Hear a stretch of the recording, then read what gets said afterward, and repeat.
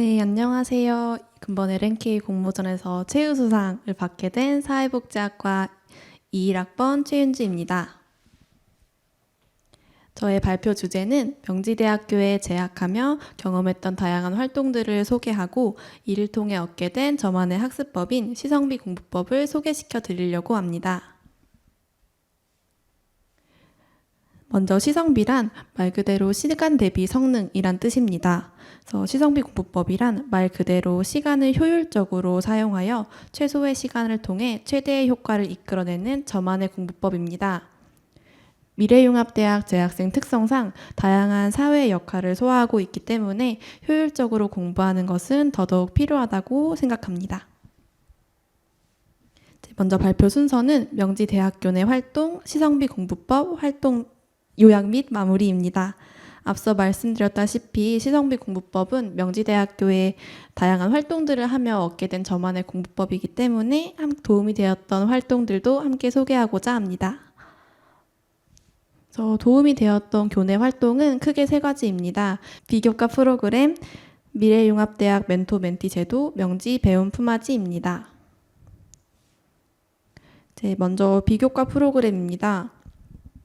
비교과 프로그램은 크게 마이아이캡에서 신청하는 것과 미래융합대학 재학생이라면 MJU 프라임 리더를 통해 듣는 비교과 과목이 있습니다. 마이아이캡을 통해선 학습법 특강, ESG 교육 등을 받았고 MJU 프라임 리더 교과목을 통해선 토익 입문, 법과 제도, 사회복지사 1급 자격증 대비반과 같은 수업을 들었습니다. 비교과 프로그램의 장점은 일단 수강료가 없다는 것입니다. 또 비교과 과목이기에 성적에 대한 부담 없이 정말 각자 전공 역량을 학습하는 데 집중할 수 있습니다. 특히 미래융합대학 비교과 프로그램 같은 경우 자격증 취득, 전공 심화뿐만 아니라 타 학과 전공 과목을 들을 수 있다는 것이 큰 장점입니다. 또 아직 본인만의 학습법을 찾지 못한 분들에겐 학습법 특강을 추천드리고 싶습니다. 학습법 특강에는 발표하는 방법, 논문 찾는 방법 등과 같은 과정도 있습니다. 정말 당연한 내용이라고 생각할 수 있지만 그 당연한 내용을 간과할 때가 많고 들어보면 정말 도움되는 내용이 많습니다.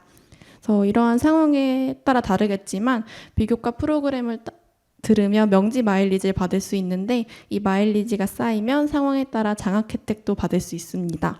그래서 보이시는 것은 제가 지난 학기에 50만 원 장학 혜택을 받은 내용입니다. 다음은 미래융합대학 멘토 멘티 제도입니다. 저는 멘토와 멘티 모두 참여했던 경험이 있습니다. 그래서 활동 내용은 교양기초 및 전공 교과목을 멘토가 멘티에게 멘토링해주는 프로그램입니다. 그래서 멘티로 참여했을 때는 혼자 하는 공부가 아닌 도움을 주는 멘토가 있으니 학습에 대한 의지가 자연스레 올라갑니다. 또 최대한 같은 학과 선배를 1대1로 매치해주기 때문에 학교 생활에 대한 전반적인 도움도 받을 수 있습니다. 그래서 제가 멘티로 활동했을 당시에는 코로나 시대라 좀 학생들 간 교류가 많지 않아 졸업학점, 수강 신청, 도서관 이용 등 기본적인 학교 생활도 정보가 없어 어려웠는데 이러한 부분을 멘토에게 서스럼 없이 물어볼 수 있다는 게 저에겐 큰 장점으로 다가왔습니다. 그래서 멘토로 활동했을 때 가장 큰 혜택은 장학금입니다. 뿐만 아니라 멘토 역시 전공심화 학습이 가능합니다. 사회복지학과의 경우 졸업하면 사회복지사 1급 자격증을 응시할 수 있는 기회가 주어지는데 이제 이 자격증을 볼 때 시험 과목이 1학년 때부터 배운 과목이 이어집니다.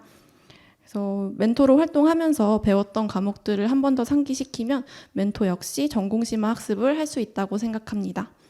그래서 멘토 멘티 활동을 통해 멘토와 멘티 모두 상호 교류를 하며 학교 생활에 큰 도움을 받을 수 있습니다. 그래서 다음은 명지 배움 품앗이입니다. 동기와 함께하는 자율 스터디라고 생각하시면 됩니다. 그래서 동일 강좌를 수강하는 학생들끼리 8주 동안 학습을 진행하는데 이때 학습 내용, 학습 방법은 팀 내 자율입니다. 하지만 매주 90분 이상의 학습은 필수이며 보고서 작성도 필수입니다. 스스로 하는 학습의 자율성과 학습 내용에 대한 보고서 작성 등의 강제성이 있어 친구와 함께 카페에서 목적 없이 공부하는 것보단 명지 배움 품앗이를 통해 확실한 목표를 잡고 공부하니 학습에 큰 도움을 받을 수 있었습니다. 그래서 여기까지가 제가 경험했고 추천하고 싶은 활동이었고, 지금부턴 제가 찾은 저만의 학습법을 소개시켜 드리겠습니다. 시성비 공부법 시험 전 6회독입니다. 말 그대로 시험 전에 6회독만 하고 시험을 보자라는 뜻입니다. 그래서 무작정 6회독을 하는 것이 아닌 1회독은 이렇게, 2회독은 이렇게 진행하니 효과가 좋아 각 회독마다 방법을 설명드리겠습니다. 먼저 1회독은 예습입니다.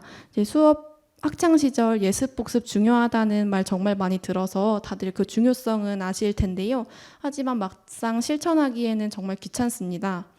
그래서 1회독 예습에서는 너무 힘 빼지 말자라는 게 전략입니다. 그래서 수업 1일 전 수업 시간에 학습할 내용을 가볍게 읽어보며 어떤 내용을 학습하고 배우는지만 파악하고 수업에 참여하는 것입니다. 그래서 어떤 내용을 배우는지 알고 수업에 참여하면 수업을 단순히 듣는다는 것보단 참여한다는 느낌을 받을 수 있습니다. 2회독은 수업 시간입니다. 어차피 나중에 공부를 해야 된다고 하면 수업 시간에 다른 짓 하지 말고 수업을 들으며 2회독을 한다는 생각을 하며 수업을 듣는 것입니다.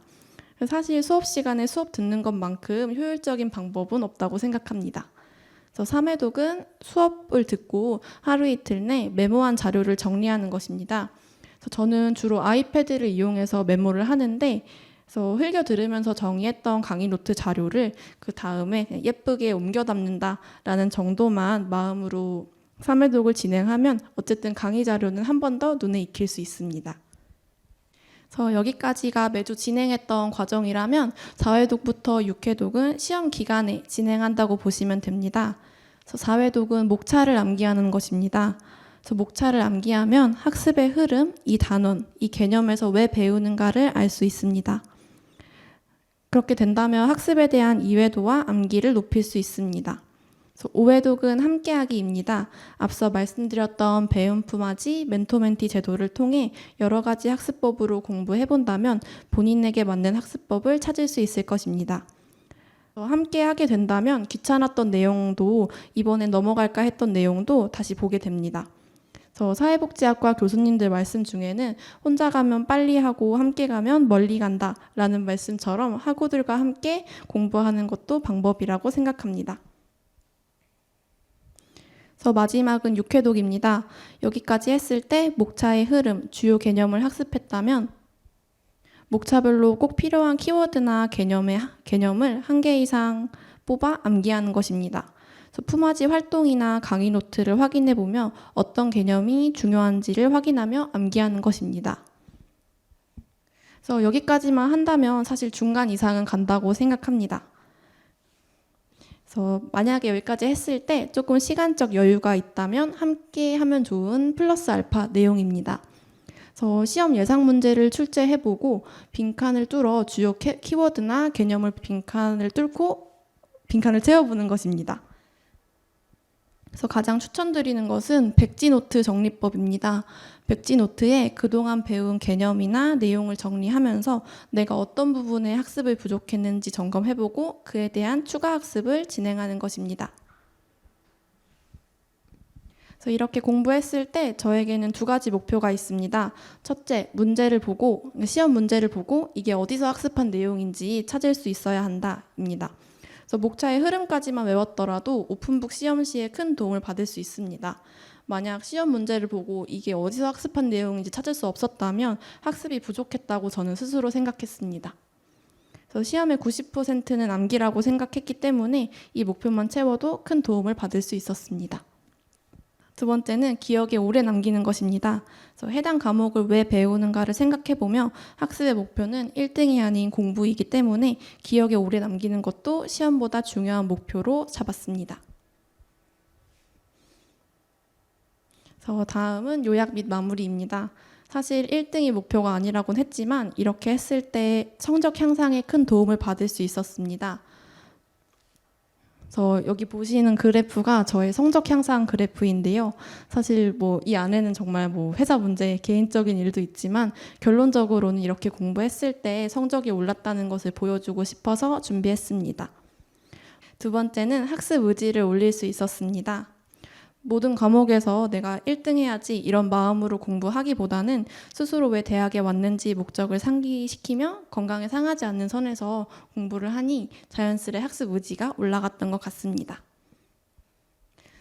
사실 저 또한 매 학기 모든 과목을 이렇게 공부하지 못합니다. 개인적인 일, 직장 등 사회에서 다양한 역할을 소화하는 미래융합대학 재학생 특성상 매 학기 모든 과목에 우수한 성적을 받는 것에는 한계가 있다고 생각합니다. 이 방법을 통해서 한 과목이라도 우수한 성적을 받는다면 그에 맞는 성취감을 느낄 수 있을 것입니다. 또 이게 성취감이 돼서 또 다른 학습 동기로 이어질 수 있다고 생각합니다. 설명드린 방법은 저에게 맞는 학습법일 뿐 모두에게 맞다고 적용할 수 없고 각 과목의 특성에 맞게 그에 맞는 학습법을 찾는 것이 중요하다고 말씀드리고 싶습니다. 그래서 긴 시간 강의 들어주셔서 감사합니다.